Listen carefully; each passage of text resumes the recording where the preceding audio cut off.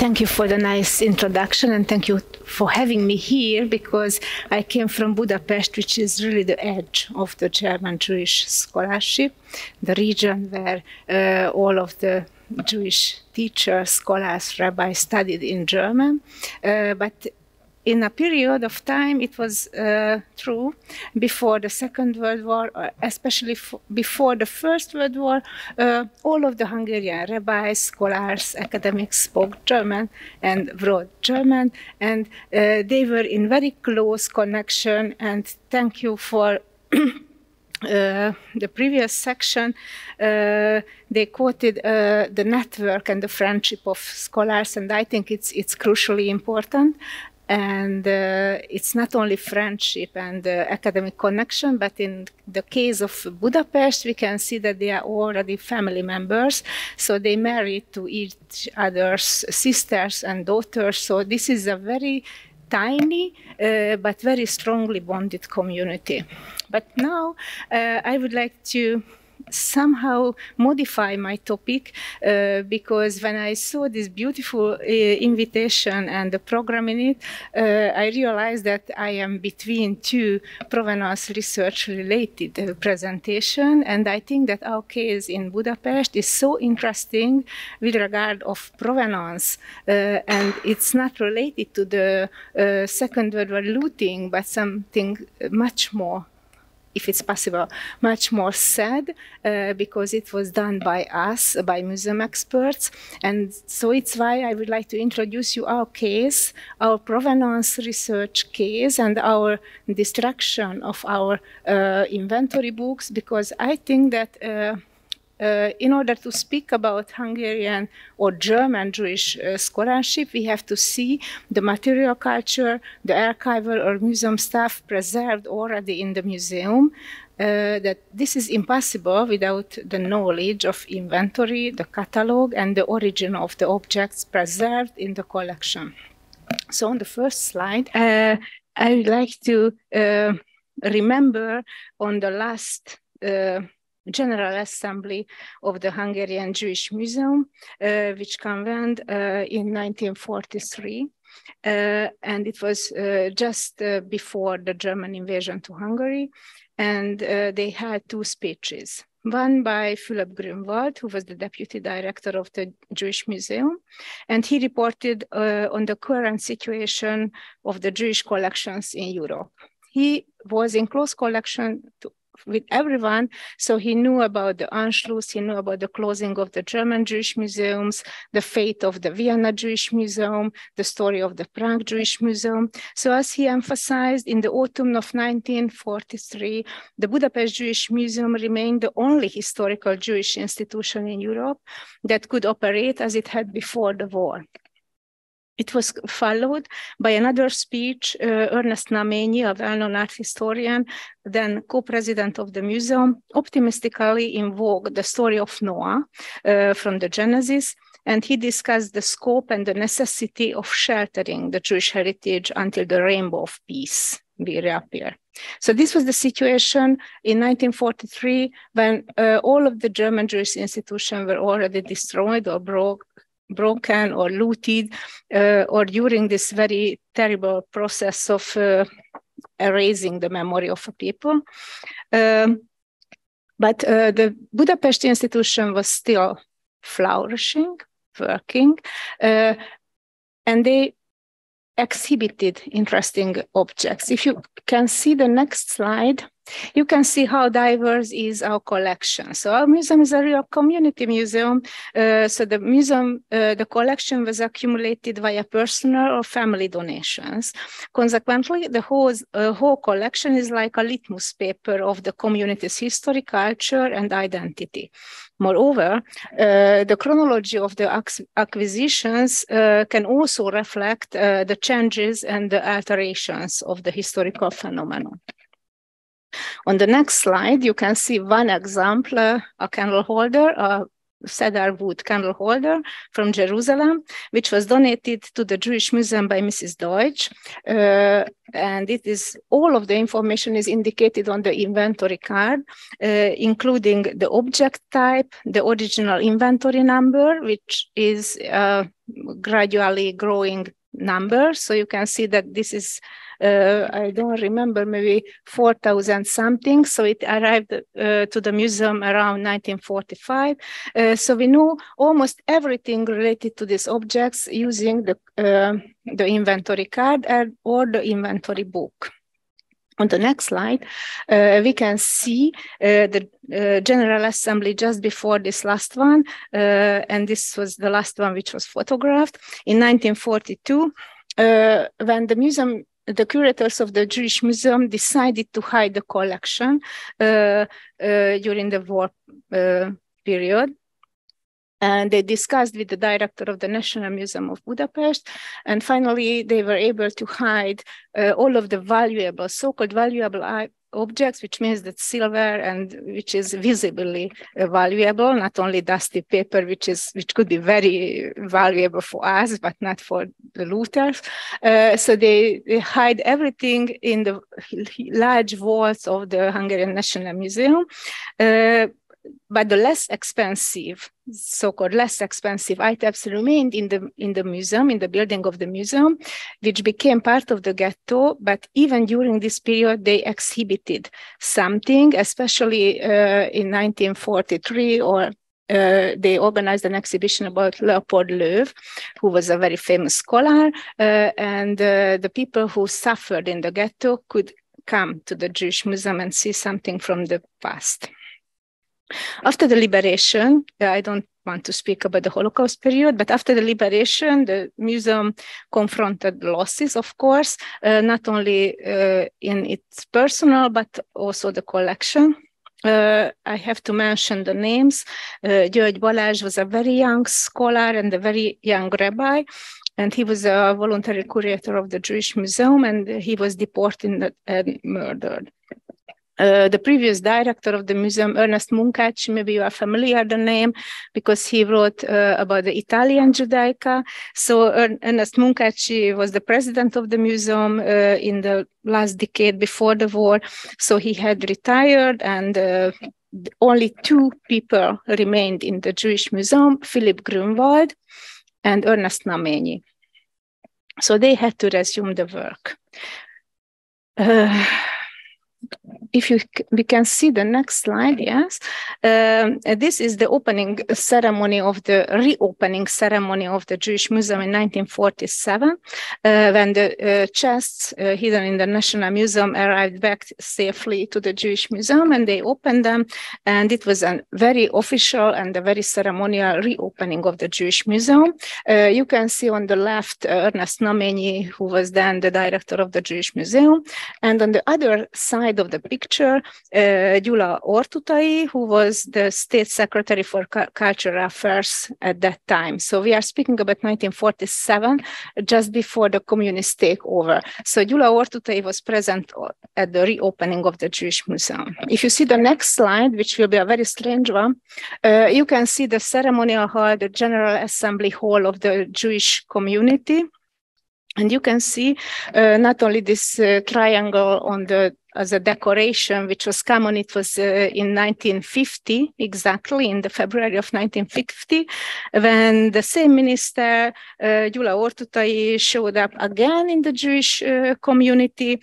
And it was the reason that the state initiated a state-controlled central organization for all of the Jewish activities in Hungary. And they created a state-controlled organization, which was called Representative of Hungarian Israelites, and they unified every Jewish activities and controlled every Jewish activities in the country, except the Zionist movement, of course, because it was forbidden to activate as a Zionist. But the museum had to operate under this umbrella organization. Decentralization predicted a challenging period, of course, and it was the era we call after this period the Hungarian Stalinist oppression. and it was forbidden to work outside this central organization. It was everything was forbidden related to Israel or Zionism or any kind of not strictly religious content. So it was the end of the free few years. If we can see the next slide, we can understand that after Ernest Naményi emigrated to Paris from Hungary, and Philip Grünwald on the left, on the left, remained only in the museum, and he cooperated very strongly with the director or rector of the rabbinical seminary, Alexander Schechter, who became the most famous Hungarian scholar. I will try to explain why. So they worked together, those two, Schechter and in the rabbinical seminary, and Grünwald in the Jewish Museum. They published large volumes. The most famous, maybe this, the Monumenta Hungariae Judaica, or all of the inscriptions of the Hungarian Jewish gravestones, or pre-modern inscriptions in Hebrew. But they also collected every kind of information, and they tried to collect everything from the devastated Jewish communities. So in 1955, just before the revolution, in 1955, they sent out to the countryside Jewish communities 2 rabbinical students. One of them was Menahem Schmelzer, and his friend, Stefan Löwinger, who became a chemist, so it's not widely known in our circle, but Menahem Schmelzer is, of course. And those 2 visited 26 countryside Jewish communities and collected not only the objects and the data, but also the relevant information about the congregation's past and the current situation. If you can see the next slide, you can see one of their photographs. It's an old people holding the ceremonial objects in front of the synagogue in Csabrendek, which is a very, very small community in western part of Hungary. They try to acquire the objects as well. So at the end of not of their trip, but the end of the collaboration between Grünwald and Schechter, after 1945, they almost doubled the collection of the Jewish Museum, because from the devastated small communities, they collected almost everything. It was very important and very critical, because after the wake of the 1956 revolution, a very large number of Hungarian Jews left the country, of course, because it was a short window to go out from the country, or legally or illegally. Many, around 20 or 30,000 people left the country, mainly the most religious stripe of the Hungarian Jews. After the revolution, if you can see the next slide, this is just a room from the Jewish Museum. It looked like in this way in the 60s, but we have to know that after the 56 revolution, a new era was in Hungary, and it was again a state control, but not in a Stalinist way, but in an administrative way. So they controlled everything, but not with power or not with pressure, but only on an administrative way. And this bureaucratic control was almost all-pervasive, of course, because it was still a communist country. So even in this period, even the head of the Jewish community or any rabbi was inaugurated only in the presence of the State Secretary of Church Affairs or something like that. So it was not so easy. And the president of the Jewish community became a person who was parallel to his presidency in the Jewish community, was a Secret Service agent whose task for the communist secret police, whose task was to eliminate or at least neutralize the Jewish cultural life in Hungary. But we have to be honest and to accept that it was only 2 institutions which was very respectful and in a way accepted by the state, the only rabbinical seminary in the socialist part of Europe, and the Jewish Museum as in the, in the show up that we are free, religion is free, so they had to show up that they have to demonstrate that the religion is free. But in this way, the Jewish Museum became the face of the Jewish community. It was in the glass window of the community, and it, of course, needed a director who could adapt the museum's mission to the very problematic and very controlled conditions, but this old guy you saw in the previous pictures, Philip Grünwald, was not that person. So he was a very clever and a very brave person, and it was absolutely no match with the state-controlled Jewish authorities. So they had to find something spurious reason to depose him, to deactivate him. And in 1963, they accused the old scholar, among other things, of leading the Jewish Museum without inventory books. It was absolutely not true. We already saw one inventory card, but it was a report by the Ministry of Culture from the same year, and they reported that there are 9 inventory books in the Jewish Museum, but in fact they are not according to the latest statutory conditions, because the Jewish Museum was established in 1909, so they started the inventory books in 1909. So the state regulation in 1963 was different from the original inventory system, but there were inventory books, of course, and everything was administered.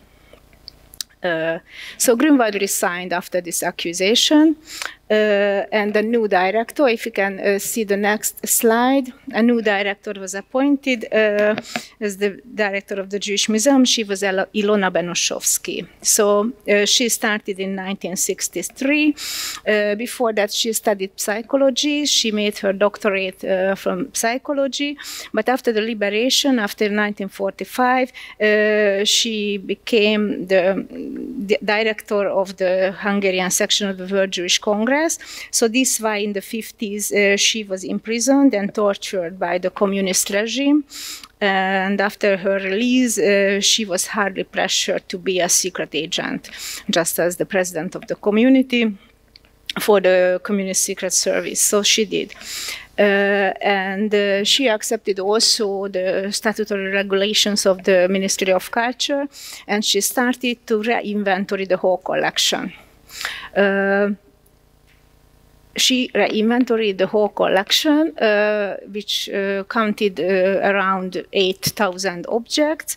But besides the re-inventory, they threw away, maybe, or eliminated the original inventory books. So now we don't have any kind of information from the original provenance of the objects, which was absolutely fit into the state realm or state dream about the Jewish culture context, because it was a socialist regime, so they didn't want to hear about bourgeois donors or rich families who donated something for the Jewish community and then for the Jewish Museum, or they don't want it to emphasize this social group. So it was neutralized, and we have a large collection without any kind of provenance, any kind of knowledge about the previous owners or people who own these objects or who use these objects. So this was this killing of part of the spiritual part of the collection, because the material part is still in the museum, but without this knowledge, it is only, you know, some metal object and nothing else. It's not. It was very problematic in the time when they did, and it became also very problematic in the 90s when we had to face with the restitution cases, and we had to answer questions if an objects were collected from a private house or not. So we are without this knowledge, and our main duty is today maybe to make this original inventory again, which is a very hard task because we can use only very small crumbs of information to match them. And if we can match all kind of information, we can say that, okay, this object was donated by that and that, and in this year, and it was the reason for this, and so on. So thanks to Caroline, he explained very clearly why provenance and the origin of an object is very important, so I don't have to repeat it. But if we can see the next slide, maybe I have an explanation why it was so devastating, because half of our collection was donated before the war from Jewish families, and they can symbolize the Jewish pride and the Jewish wealth and the Jewish family histories. But the other half of the collection was rescued items from the devastated Jewish communities, and mixing up the two makes a huge trouble for our identity, because we can't divide which one goes to which category, and an item is a symbol of the Jewish pride or a memento mori, because the original community was killed. Yes. So after this resignment of the old director, Philip Grunwald, he passed away very quickly, and it was only Alexander Scheiber who remained on the field without any help. And they, as I mentioned, they worked together to rescue a half of the Jewish museum collection. But now he became the only person in the country to work with the Jewish scholarship. So they continued, and if you can see the next slide, you can see the then director of the Hungarian Jewish Archive, because Scheiber still collected, and they went throughout the country, and they surveyed all kind of Jewish communities and all synagogues, and in the attics of the synagogues and in the basements of the synagogues. So they collected a large collection of Jewish archival material, and they opened in 1972, they opened the Hungarian Jewish Archives in the building of the Rabbinical Seminary. But he didn't collect it only archival stuff for the Jewish archive, but as a context, they collected parochot or furniture or books or any kind of items. So they developed a second Jewish museum, because in the Jewish museum we had objects and ceremonial objects and so on, and documentary evidences, archival stuff. So it's why the community decided that the two institutions had to work together, and all three-dimensional items should go to the Jewish museum, and an archive is an archive for dusty papers, and they can divide the two. But it never happened, and I think that it's not happened because Scheiber lost his trust in the Jewish Museum and the director of the Jewish Museum, and it was led back to this fake trial against Philip Grunwald. So I would like to show you how we can, what was the on the next slide maybe? Oh no, this is again an explanation. So with this the previous one, this one. It is not the same as it was, because I just wanted to explain that the museums and the archives and the heritage institutions are called collecting lieux de mémoire, creating or preserving the lieux de mémoire, the important symbols of a nation or a group's identity. And this is the basic meaning of any kind of collections. And with this re-inventorying the whole collection, unfortunately, they erase the collective memory, and this is called in classical cultures as damnatio memoriae, which is definitely contradictory with the original meaning of museums. On a few slides, I would like to explain the future fate of the agents. So he was Philip Grunwald, who was who served the Jewish community from 1913, when the other two was born. So he passed away very quickly after this accusation, but his death was repeated worldwide, and I met several people who remembered him well. So he was a legendary teacher and a legendary director of the Jewish Museum. On the next slide, you can see Ilona Benuszowski on a very festive event in 1984 when they opened a new permanent exhibition for the Jewish Museum. Again, in the presence and representative of the State Office for Church Affairs on her right, and she was the director of the Jewish Museum for maybe 30 years, but parallel to this, she permanently reported to the state security on a nickname or pseudonym Xavier, so we know all of her activities today. And if you can see the next slide, Alexander Scheiber, who was a legendary rabbi of the Hungarian Jewish community, and maybe all of you are familiar with his writings because he published all the time. And of course, he was under continuous surveillance by the security officers his whole life, and he published at least 5 publications per year. And besides his books and monographs, he published very, very small articles, maybe a half-page long publications.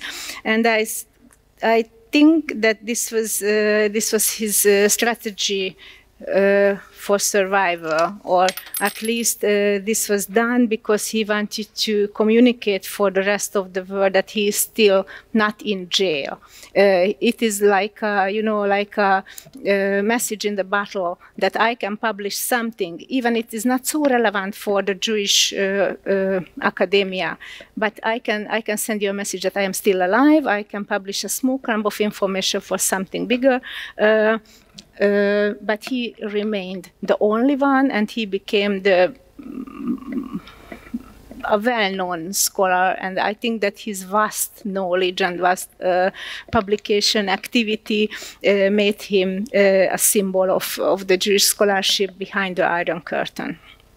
And if I have a few minutes more, I would like to show you 2 objects. Excuse me, if you can jump back for the green one, it is just 2 quotation maybe you are familiar with, and maybe all of those who work in the Jewish Museum were also familiar, or at least if not the quotation, because Orwell was not published in Hungary, of course, but they survived the same situations which was depicted in this very famous book.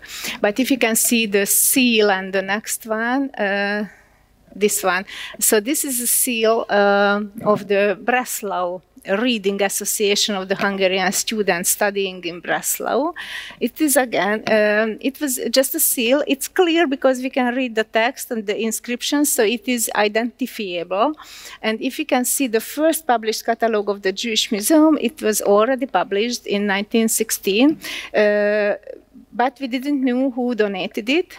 But using many types of small crumbs of information, it became clear that it was donated to the Jewish Museum in a very early period during the First World War by the widow of Wilhelm Bacher. Wilhelm Bacher was one of the most important founding rabbi of the rabbinical seminary in Budapest, and he studied in Breslau as the first generation of the rabbinical seminary in Hungary, the first teacher generation of the rabbinical seminary in Budapest. So he was member of this reading circle, and after this dissolution of this circle, he took the seal, and many years after, they donated it to the Jewish Museum. So we still have this seal in our collection. Or the next one. Another nice, maybe all of you are familiar with this lithograph. There is 2 examples in our collection, and I was very curious how they arrived to Budapest in 1922. And finally, we find out that it was donated during the 30s by a countryside scholar. Which is interesting, not really a scholar, a teacher, a Jewish elementary school teacher to the Jewish Museum, so we can start to think about how he acquired this lithography and why he dedicated or donated it to the Jewish Museum in Budapest. So we have a lot of things to do, and in order to understand at least the meaning of the German Jewish scholarship in our collection, how it is reflected in our collection, we have to find out what is inside the collection and how they enter to the collection to know more about the culture and the historiographical content. Thank you for your attention, and I am very open to your ideas and questions in the future.